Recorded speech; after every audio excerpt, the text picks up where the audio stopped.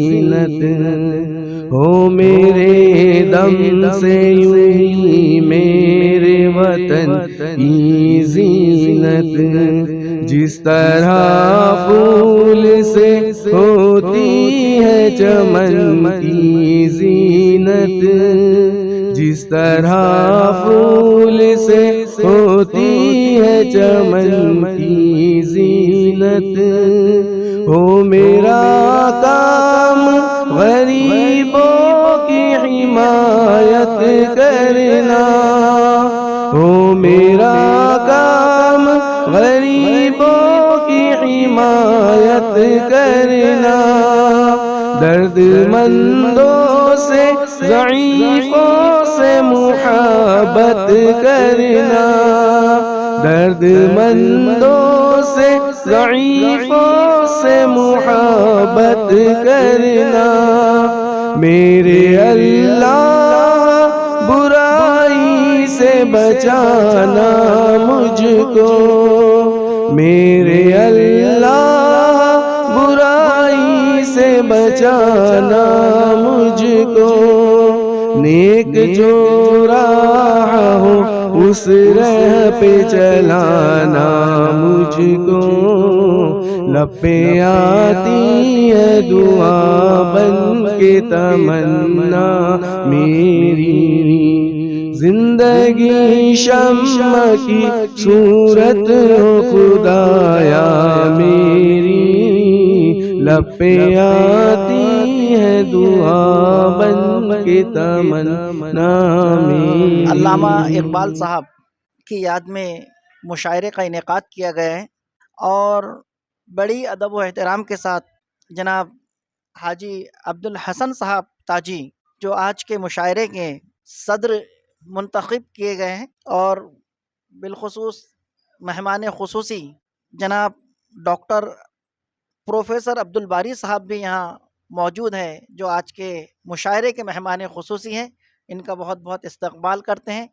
जनाब शायर इस्लाम जिनके चर्चे पूरे औलिया नगर में होते हैं और नागपुर में इनसे कौन वाकिफ़ नहीं है, जनाब तौफीक कुरैशी साहब का इस्तकबाल करते हैं। यहाँ पर मेहमान खुसूसी के तौर पर जनाब मोहम्मद शाहिद साहब भी तशरीफ़ फरमा है। जनाब यहाँ के जो इंतज़ामिया है, पूरे इंतज़ामात, इतने बड़े मुशायरे का इंतज़ाम किया है जनाब अब्दुल जावेद अब्दुल अज़ीज़ साहब ने, इनका भी बहुत बहुत हम खैर मक़दम करते हैं।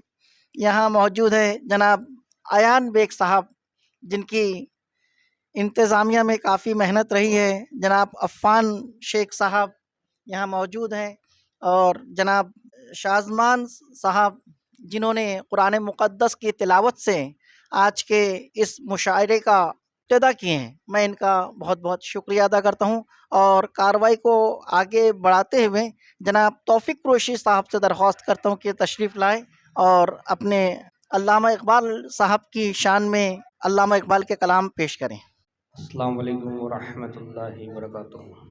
माशाल्लाह बड़ा बेहतरीन प्रोग्राम अल्लामा इकबाल साहब की याद में रखा गया है, और ऐसा प्रोग्राम हर जगह नहीं होता।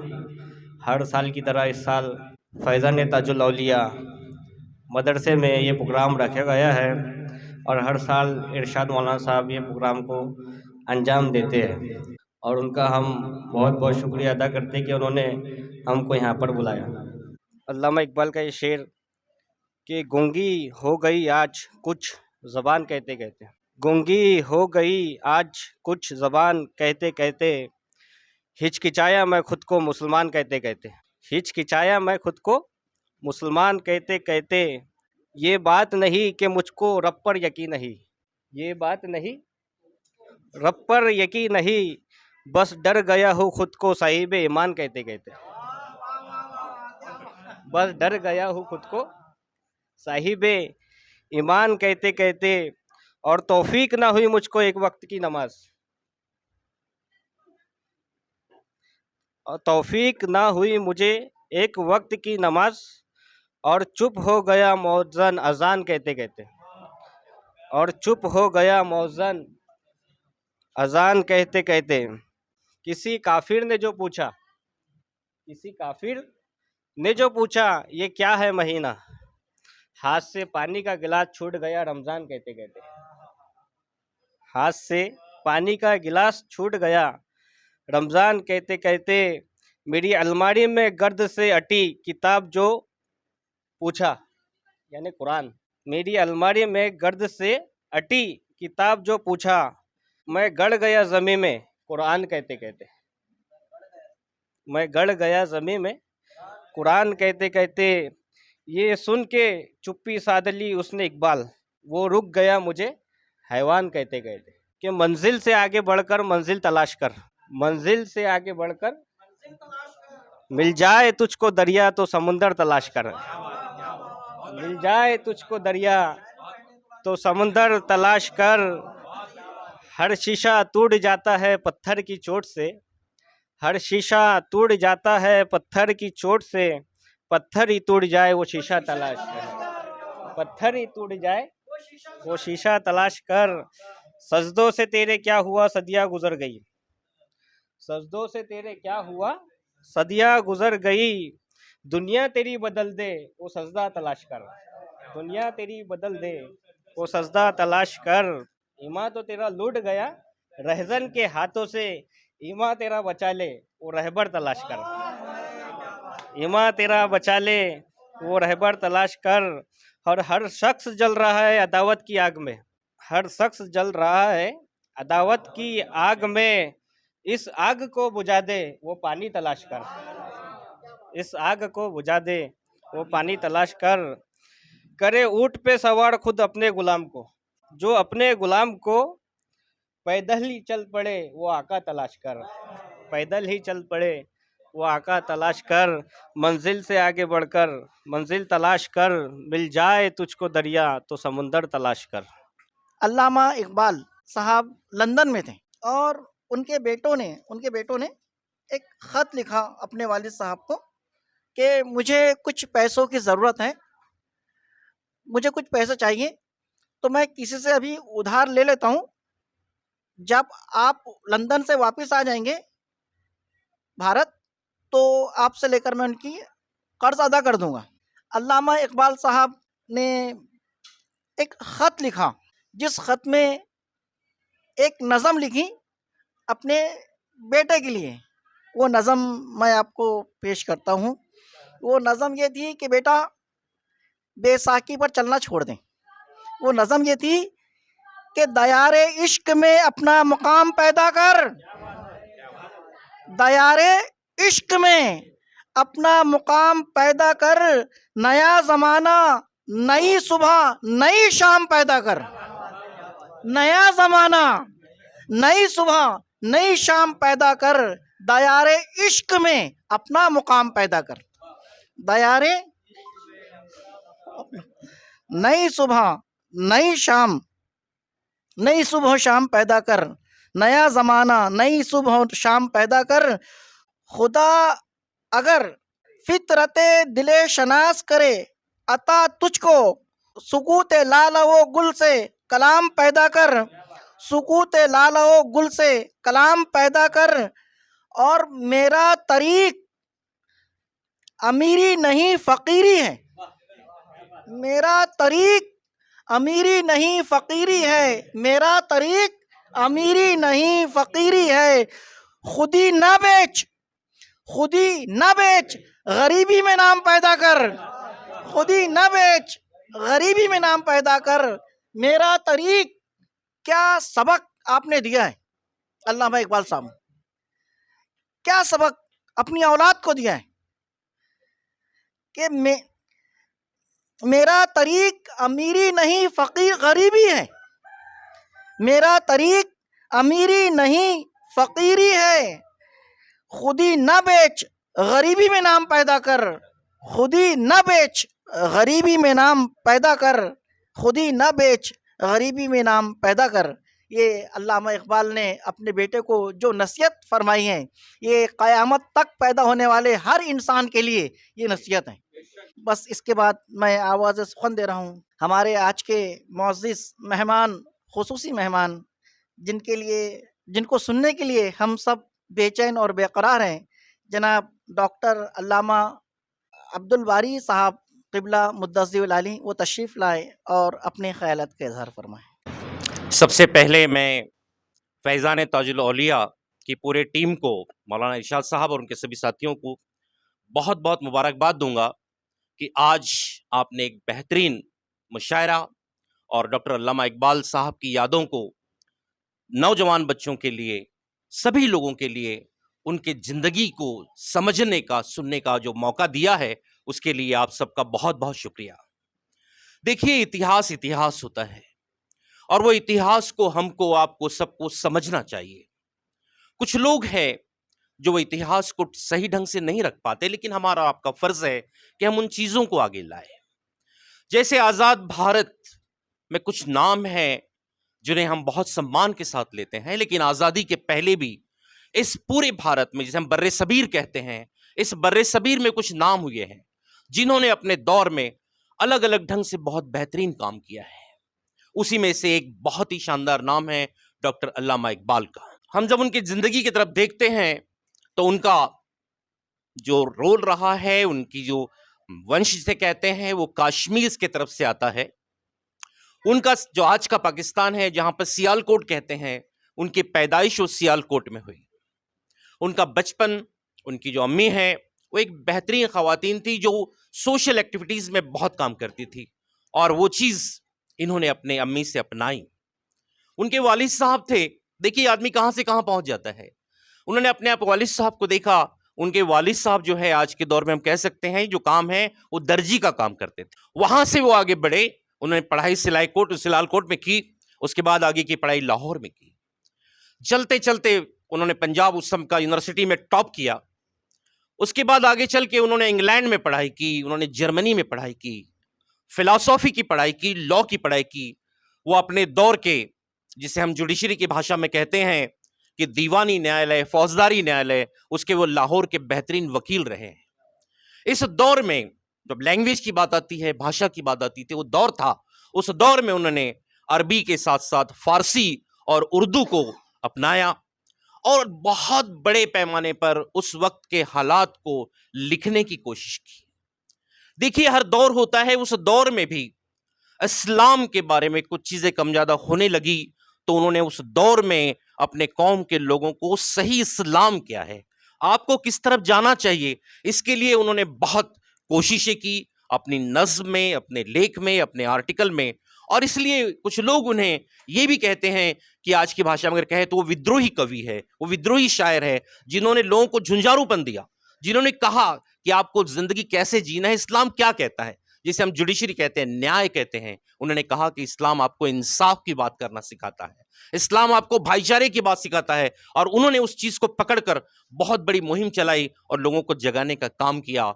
उस दौर में अंग्रेजों का दौर था, जो चीजें हो रही थी कम ज्यादा, उस दौर में उन्होंने मुस्लिम लीग ज्वाइन की और वहां पर भी बहुत सारा वर्क किया उस दौर के हिसाब से और लोगों को जगाया, समझाया। लेकिन एक चीज याद रखिए, ये जो लिटरेचर है, उनकी शायरी है, उनकी नज़में हैं, वो झंझोड़ के रख देती है। उन्होंने राष्ट्रभक्ति की गीत भी बताए हैं। तो जैसे इस्लाम से प्रभावित होकर उन्होंने ये भी कहा कि आपको जिंदगी कैसे जीनी है। भारत के जो तराने हैं, हम जनगण मन कहते हैं, उसी तरह भारत का बेहतरीन तराना जिसे हम अक्सर याद करते हैं, गुनगुनाते हैं, सारे जहां से अच्छा हिंदुस्तान हमारा, अमर है, अमिट है। जब कभी भी नाम होगा, कोई भी मजहब का आदमी हो, कोई भी भाषा का आदमी हो, कोई भी विचारधारा का आदमी हो, वो कहता है, अल्लामा इकबाल को सलाम करते हुए कहता हूं कि उन्होंने जो लिखा है वो हमेशा के लिए बहुत बेहतरीन लिखा है। और हमारे स्कूल के बच्चों के पास हम जब जाते हैं कि दीनदारी सीखना है, दुनियादारी सीखना है, एक अच्छा इंसान बनना है, तो हम अपने बच्चों को हर चीज अल्लामा इकबाल की वो दुआ अक्सर सुनाते हैं। बच्चे अक्सर कहते हैं, क्या कहते हैं वो, लब पे आती है दुआ बन के तमन्ना मेरी। बेहतरीन चीज, बेहतरीन अंदाज कहा है कि जिंदगी में क्या बनना है, कैसे बनना है। ये वो छोटे छोटे बच्चे जब स्कूल से निकलते हैं तो याद कर लेते हैं कि ये जिंदगी है। तो अल्लामा इकबाल साहब ने जीवन कैसे जीना है, जिंदगी कैसे जीना है, उसके बेहतरीन अंजामों को बताया है अपने शायरी के द्वारा, अपने आर्टिकल के द्वारा। अंग्रेजों के दौर में उन्हें बड़े बड़े मेडल्स मिले हैं, पदवियां मिली है, बहुत उनका मान सम्मान रहा है। अब इस दौर में हमारा और आपका काम है कि उनके कामों को सही परिप्रेक्ष्य में, सही अंदाज से जमाने के सामने लाए कि एक एक फिलोसोफर के रूप में डॉक्टर अल्लामा इकबाल कैसे है, एक शायर के रूप में अल्लामा इकबाल कैसे है, एक जिसे हम कहते हैं कि राजनीतिक व्यक्ति होता है उसके रूप में अल्लामा इकबाल कैसे हैं, एक बुद्धिजीवी के रूप में अल्लामा इकबाल कैसे हैं, और सबको देश प्रेम सिखाने वाले अल्लामा इकबाल क्या है, ये भी हमें जमाने को, सब लोगों को, बच्चों को बताना है। ये हमारा फर्ज है। फिर से एक बार उनको याद करते हुए मैं यही कहूंगा नौजवान पीढ़ी से और बच्चों से कि बेटा, जैसे इस्लाम कहता है कि सही दीन दुनिया क्या है, सही जिंदगी जीने का रास्ता क्या है, उसी चीज को हमको याद दिलाने का काम अल्लामा इकबाल जी ने कहा था, उस दौर में किया, और हमारा और आपका फर्ज है कि उन्हीं चीजों को हम आज के नौजवान बच्चों को बताएं।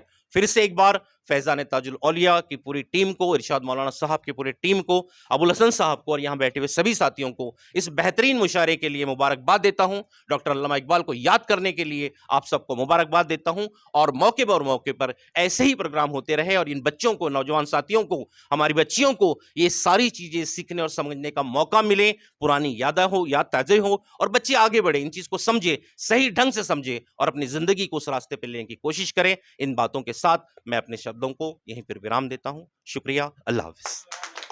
अल्लामा इकबाल की शायरी में ख़ास बात ये हुआ करती थी कि एक-एक अशार में बड़ी-बड़ी कहानियाँ या बड़े-बड़े ज़लज़ले और बड़े-बड़े जोश पैदा हुआ करते थे, जिसमें से अल्लामा इकबाल ने कौम मुसलमान को झंझोड़ने के लिए ये शेर कहा था, जो आज तक अगर हम पढ़ लें या सुन लें तो हमारे दिल में अजीब एक ज़लज़ला ख़ेश माहौल बन जाता कि वो ज़माने में मुअज़्ज़िज़ थे मुसलमान होकर, वो ज़माने में मुअज़्ज़िज़ थे, इज़्ज़त वाले थे।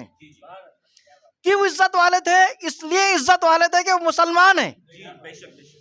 वो ज़माने में मुअज़्ज़िज़ थे मुसलमान होकर, हम ख़ार हुए तारीक़ क़ुरान होकर, हम ख़ार हुए तारीक़ क़ुरान होकर, आज हम बर्बाद है, इसलिए बर्बाद है कि हमने कुरान को छोड़ दिया। आज इसलिए हम बर्बाद हैं, ज़लील और रुस्वा है कि हमने कुरान को छोड़ दिया। अल्लामा इकबाल अपने इस एक शेर में इतनी सारी बातें कह रहे हैं कि इंसान अगर समझ ले इस शेर को तो उसकी ज़िंदगी में इनकलाब आ जाए, उसको पता चल जाए कि मेरी बर्बादी की सबब क्या है, हमारे समाज के बर्बादी की सबब क्या है। हमारे समाज के बर्बादी की सबब सिर्फ ये है कि आज हम मुसलमान तो हैं, लेकिन आज हम कुरान से दूर हैं। हम अगर कुरान पर अमल कर लें तो हम मुअज़्ज़िज़ हो जाए, इज़्ज़त वाले हो जाए, और अल्लाह ताला इज़्ज़त उसे ही देता है जो अल्लाह की बंदगी करता है। हज़रत अल्लामा इकबाल साहब ने पीएचडी की थी फ़लसफ़ा में। किसी ने पूछा कि आपने फ़लसफ़ा में पीएचडी की और खुदा एक है, इसकी क्या दलील है? खुदा एक है, इसकी क्या दलील है? आपने पीएचडी की है फ़लसफ़ा में। आपने फरमाया, इसको बग़ैर दलील के मैं खुदा को एक मानता हूँ, इसलिए मानता हूँ कि एक ऐसी सच्ची ज़ात जिसने माना है जिनको उनके दुश्मन भी झूठा साबित ना कर सके। मैं एक ऐसी सच्ची ज़ात ने एक माना है अल्लाह को कि जिनको उनके दुश्मन भी झूठा साबित ना कर सके। तमाम को अस्सलामु अलैकुम, और मैं बहुत बहुत तमाम का शुक्रगुज़ार हूँ कि उन्होंने मुझे आज इस काबिल समझा कि इस मुशायरे में मुझे बुलाया गया और बोलने का सबब हासिल हुआ।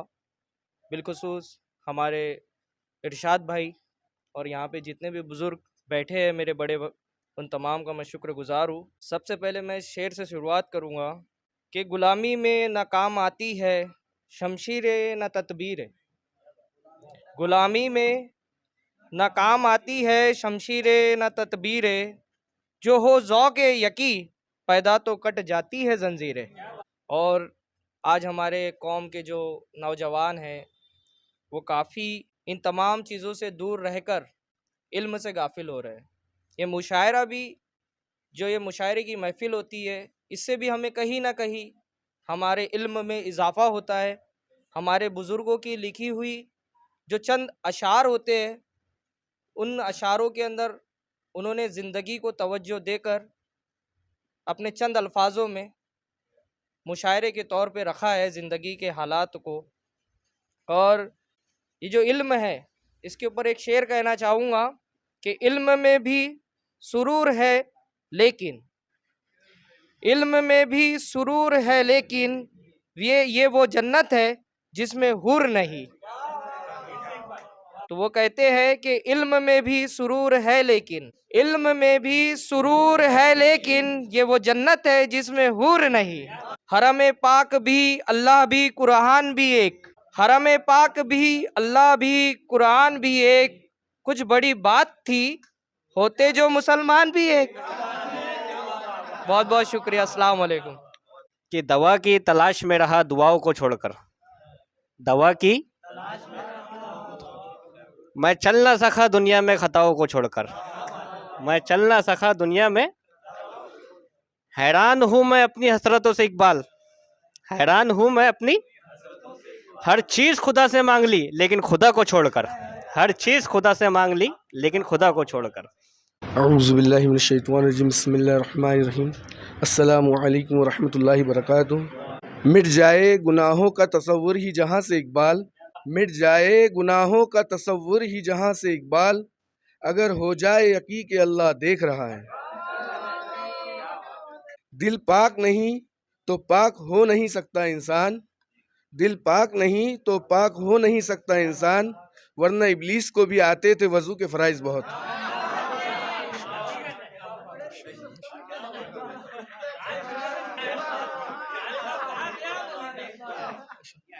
सर झुकाने से नमाजें अदा नहीं होती, सर झुकाने से नमाजें अदा नहीं होती, दिल झुकाना पड़ता है इबादत के लिए। इकबाल ने तोड़ दी तस्बीह इसलिए, इकबाल ने तोड़ दी तस्बीह इसलिए, क्या गिन गिन के नाम लूं उस खुदा का जो बेहिसाब देता है। कोई इबादत की चाह में रोया, कोई इबादत की चाह में रोया, कोई इबादत की राह में रोया। अजीब है ये नमाज मोहब्बत का सिलसिला, अजीब है ये नमाज मोहब्बत का सिला इकबाल, कोई कज़ा करके रोया कोई अदा करके रोया। अस्सलामु अलैकुम रहमतुल्लाहि व बरकातहू। अस्सलाम वालेकुम। हमारे आए हुए मेहमानों का हम तहे दिल से शुक्रिया अदा करते हैं, और मैं आवाम से, पब्लिक से ये कहना चाहता हूँ कि ये सिर्फ मुशायरा ही नहीं है, ये अल्लामा इकबाल साहब की याद है, और जिससे हमारी ईमान ताज़ा होता है और हमारे ज़िंदगी जीने का जोश और जुनून हमें मिलता है, इनसे कुछ सीख मिलती है। तो हम आपको कहना चाहते हैं कि इस मुशायरे से कुछ सीख के जाइए, और हम आए हुए मेहमानों का शुक्रिया अदा करते हैं। या अल्लाह, हमारे आका मदीने वाले मुस्तफ़ा जनाब मोहम्मद रसूलुल्लाह सल्लल्लाहु तआला अलैहि वसल्लम पर करोड़ों रहमत नाज़िल फरमा, करोड़ों बरकतें अता फरमा। नबी करीम सल्लल्लाहु तआला अलैहि वसल्लम की शफाअत हम सब के हक़ में कबूल फरमा। डॉक्टर अल्लामा इकबाल साहब रहमतुल्लाह ताला अलैह पर अपनी रहमतों बरकतों का नुज़ूल अता फरमा। तमाम मुसलमानों की बख्शिश और मग़फ़िरत फरमा दे। हमारे सीनों में इल्म का ज़ख़ीरा अता फरमा। रब्बे ज़िदनी इल्मा, रब्बे ज़िदनी इल्मा, रब्बे ज़िदनी इल्मा। ऐ अल्लाह, हमें खूब इल्म अता फरमा। परवरदिगार, हमें खूब इल्म हासिल करने की तौफ़ीक़ अता फरमा। परवरदिगार, हम सबको तालिब इल्म बना दे। मौला, हमारे प्यारे हिंदुस्तान पर अपनी रहमतों बरकतों का नुज़ूल अता फरमा। हिंदुस्तान में अमन व सुकून अता फरमा। या अल्लाह, जितने परेशान हाल है सबकी परेशानियों को दूर फरमा दे। अल्लामा इकबाल की हर अशार में हमारे लिए बेशुमार नसीहतें हैं, उन नसीहतों पर हम सबको अमल की तौफ़ीक़ अता फरमा। सल्लल्लाहु तआला अला खैर खल्क़िही नूर अर्शिही मुहम्मदिन व अला आलिही व अस्हाबिही अजमईन बिरहमतिका या अरहमर राहिमीन।